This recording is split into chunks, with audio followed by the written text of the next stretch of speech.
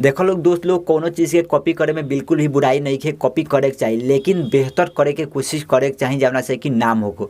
तो आज हम बात करे वाला बानी Xiaomi CV2 के बारे में, जौन कि एप्पल के कॉपी कैले बा, iPhone 14 वगैरह के कॉपी कैले बा फ्रंट वाला डिज़ाइन। और दोस्त लोग यकीन मानो लोग, मतलब जवना प्राइस रेंज के हिसाब से फ़ोन लॉन्च होइल बा काफ़ी हद तक अच्छा बा, लेकिन तार लोग के पते हुई हर एक चीज़ में कुछ कम या कुछ अच्छाई दोनों ही होला। तो भाई लोग आज हम एक बारे में पूरी तरह से जानकारी देवे वाला बानी कि ई कैसन बा और कब तक इंडिया में लॉन्च हुई, और हम लेबे तो आखिर काहे खातिर लेम और कौची खातिर ना लेम, काहे में कमी लागला जाना खातिर ना लेम। तो दोस्त लोग चलो लोग बिना देर के ये हम ये वीडियो करत हई शुरू। देखो लोग भाई लोग, और कुछ के तो हमनी के तनी बाद में बात कर लेला, पहले तनी डिस्प्ले के तरफ नजर दौड़ा लिहल जा। एमे लोग लिए बा 6.55 इंच के फुल HD प्लस एमोलेड वाला डिस्प्ले जो सैमसंग वगैरह में लागल रहला। तो डिस्प्ले के मामले में काफ़ी हद तक अच्छा बा, आ कवरो बा जना से लुक तो बहुत ज़्यादा बढ़ जाता। काना कहे कोई आईफोन के जो नकल के लिए बा फ्रंट में, मतलब कि डायनेमिक आइलैंड मजा ही आ जाता भाई लोग। यकीन मानो लोग, लुक तो देखला बा से फ्रंट में कतई जहर वाला बा, एकदम आगे लग जाता है देखला बा से। बहुत ही अच्छा लुक वगैरह के मामले में बा। 1000 निट्स ब्राइटनेस बा, साथ में तो लोग और बार पता बा 120 हर्ट्ज रिफ्रेश रेट बा, जमना से कि हमनी के और कुछ स्क्रॉल करते जाए तो इतनी फास्ट स्क्रॉल हुई, मजा ही आ जाए वाला बा। एगो बात सुन लोग, एमे गोरिल्ला ग्लास 5 के प्रोटेक्शन लगेले बारह सन डिस्प्ले पर, जमना से कि तार लोग फोन यदि गिरत उरत बा तो ना फूटी। अभी ना कि पटक दे बोलो तो फूटिए जाई, लोहा के तो नहीं लगावल ना।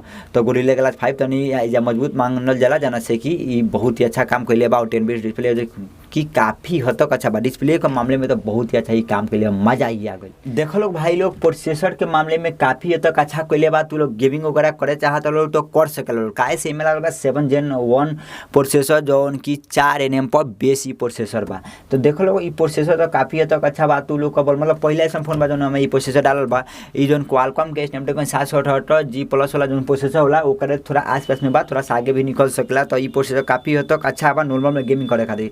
अब भाई में एक टक्कर नहीं खेलो कर सकत। हाँ, प्राइस रेंज के हिसाब से प्रोसेसर काफ़ी हद तक अच्छा दिला बा, जना में तू लोग गेमिंग वगैरह कर सकला लोग और मौज के साथ कर सकला लोग। LPDDR4H का रैम सपोर्ट दिला बा, साथ में UFS 2.2 का स्टोरेज सपोर्ट भी दे दिला बा।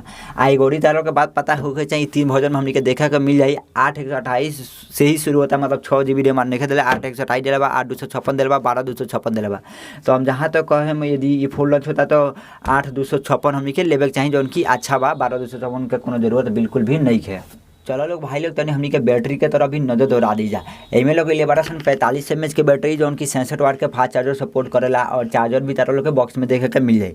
तो देखो लोग भाई लोग, का दिक्कत बा कि मतलब 45 से तो बहुत ही कम हो गई। और गेमिंग वगैरह करवा लो तो 3-4 घंटा के बैटरी बैकअप दी, ओकरा बाद मोबाइल तार लोग के बंद हो जाए। वैसे नॉर्मल यूज करवा तो दिन भर के तो बैटरी बैकअप निकाली। डी एमोलेड के डिस्प्ले बा और 66 वाट के फास्ट चार्जर बा, तो 40-45 मिनट में चलो फास्ट चार्ज कर पेबो लोग अपना फोन के। देखो लोग भाई लोग, ई एमे एगो बहुत ही घटिया काम कैले बा, हेडफोन जैक के निकाल के। एमे हेडफोन जैक नहीं के दिले, कहता कि बहुत ज़्यादा पतला फोन ले बन तो हेडफोन जैक ना देम। तो अगर नहीं भी दिले ओका जगह ई टाइप सी दे सकत रहा, जाना में हमनी के जाना में चाहिए जैसे आसूस वगैरह के फोन वाला रोजी 5 वगैरह हो गई, जाना में डबल दिला टाइप सी वैसे ही दे सकत रहा। काहे से हेडफोन जैक के रिक्वायरमेंट बा, कोनो भी कंपनी वाला अगर हेडफोन जैक निकालता ओका जगह डबल टाइप सी दे सकता वो, जाना से हमनी के बहुत ज़्यादा बेनिफिट होई। काहे से देखो अगर हमनी गेमिंग वगैरह करते हैं, लाइव स्ट्रीम वगैरह करते हैं, हेडफोन के जरूरत होला वहाँ जब पड़ेला। अगर हम टाइप सी में हुडास देता नहीं जाता, फिर चार्जिंग वगैरह कहाँ से करिए, वैसे ही बैटरी कम बा तो चार्ज ज़्यादा ना ठीक। तो एक हिसाब से तो लोग देखिए सकता लोग कि मतलब हेडफोन जैक के रिक्वायरमेंट रहा जो उनके नहीं दिले, जो बहुत ही घटिया लगा। देखो लोग भाई लोग, कनेक्टिविटी के मामले में भी काफ़ी हद तक अच्छा बा। Wi-Fi 6 मिल जाए, ब्लूटूथ 5.2 मिल जाए, साथ ही में दोस्तों 5G मिल जाए और डबल 4G के सपोर्ट भी देखे के मिल जाए हमने के। देखो लोग भाई लोग, जौना हिसाब से में चीज़ दे रहल बा उ हिसाब से फ़ोन काफ़ी हद तक अच्छा बा। कैसे 27 हज़ार में मिलता है फ़ोन, तो ओकरा हिसाब से फ़ोन काफ़ी हद तक अच्छा बा। हाँ, इंडिया में लॉन्च नहीं किया भइल।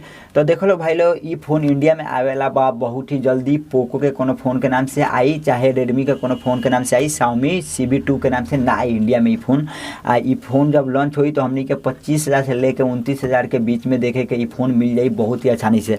तो देखो लोग दोस्तों, अगर 26,000 के आसपास में ई फ़ोन अगर मिलता और इनमें हेडफोन जैक देता तो हम ही फ़ोन के जरूर ही कोशिश करें फर्दर। कैसे फ़ोन काफ़ी हद तक अच्छा बा, प्राइस के हिसाब से सब कुछ ही फ़ोन में दे बा जौन चीज़ हमनी के चाहिए। लुक वगैरह में काफ़ी हद तक अच्छा बा, पतला बा, कप डिस्प्ले बा, कैमरा भी सही बा, सब कुछ सही बा। और एप्पल के थोड़ा कॉपी करे बा तो फ्रंट भी काफ़ी हद तक अच्छा लगता, डॉल कैमरा दिलवा, फ्लैश लाइट वगैरह सब कुछ दिलवा, जाना से कि ई फ़ोन काफ़ी हद तक अच्छा बा। तो इंडिया में हमारा जहाँ तक लगता है कि अगला महीना तक कि लॉन्च हो जाए पोको कोनो फ़ोन के नाम से, चाहे रेडमी का कोनो फ़ोन के नाम से। अगर हेडफोन जैक दे देता तो हम जरूर ही फ़ोन ढूंढ के खरीदें। तो देखो लोग भाई लोग, ये वीडियो को हम ज़्यादा लंबा ना कीजिए, हम जहाँ तक लगता है तारा लोग के वीडियो अच्छा लागल हो तू लोग लाइक जरूर ही करवा लोग, वीडियो के भी शेयर करवा लोग। तो चलो लोग दोस्त लोग, यही साथ हम वीडियो करते हैं समाप्त, मिलते हैं तारा लोग से अगला वीडियो में, तब तक बाय बाय, जय हिंद जय भारत।